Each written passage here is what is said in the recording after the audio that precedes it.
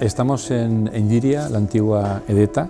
Acabamos de inaugurar la segunda edición de la Universidad Estacional, que tiene como motivo central la música, porque entendemos que de alguna manera representa el patrimonio cultural de los edetanos y de las edetanas.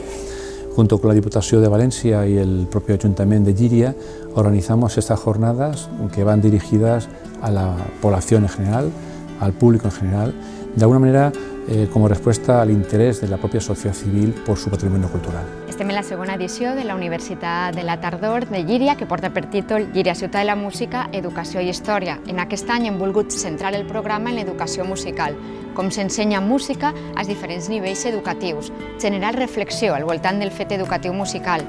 Igualment tenim un apartat dedicat a la història de la Llíria medieval musicalment parlant i a la Llíria moderna, com sonava aquella Llíria, tot per a generar un debat universitat-societat al voltant del nostre passat, el present que ens ocupa i el futur.